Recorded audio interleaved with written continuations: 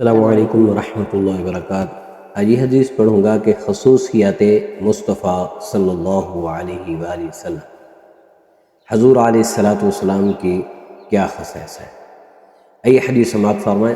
عن انس بن مالک رضی اللہ تعالی عنہ قال قال رسول اللہ صلی اللہ علیہ وآلہ وسلم انا اول الناس خروجا اذا بعثوا وَأَنَا خَطِيبُهُمْ إِذَا وَفَدُوا وَأَنَا مُبَشِّرُهُمْ إِذَا۔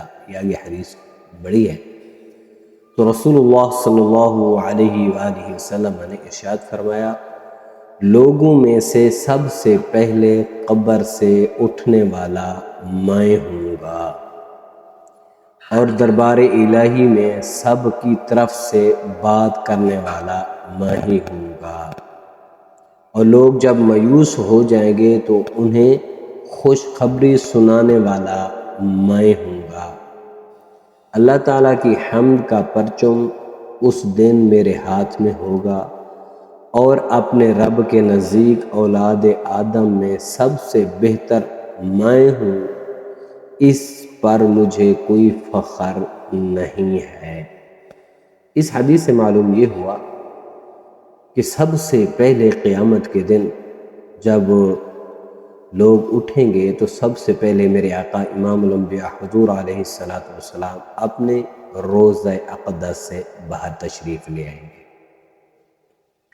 آگے دربار الہی میں سب کی طرف سے بات کرنے والا یہ ہوتا ہے کہ جب کہیں بھی کوئی ایسی بات ہوتی ہے تو وہ ایک آدمی مقرر کرتے ہیں، یہ ہماری طرف سے ہے، یہ بات کرے گا، جو اس کی بات ہوگی وہ ہم سب کی بات ہوگی۔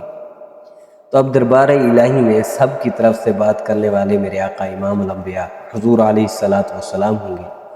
جب وہ ہوں گے تو پھر ہمیں پریشانی نہیں ہوگی کہ وہ ہماری بخشش ضرور کرائیں گے، اور لوگ جب مایوس ہو جائیں گے تو اس وقت میرے آقا امام الانبیاء حضور علیہ السلام خوشخبری سنائیں گے، بھی مایوس نہیں ہونا، آپ سب کی جو ہے میں اللہ کی بارگاہ میں بخشش کرا چکا ہوں، اب کوئی ایسی بات نہیں ہے۔ اللہ تعالیٰ کی حمد کا پرچم اس دن میرے ہاتھ میں ہوگا، یہ سب سے بڑی بات ہے۔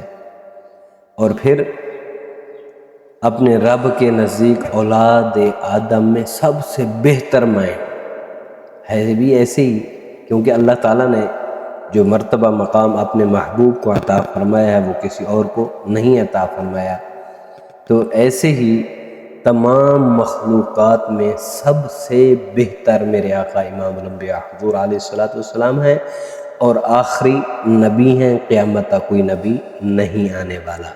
لیکن میرے آقا نے فرمایا جو کچھ بھی ہے مجھے اس بات پر فخر نہیں ہے۔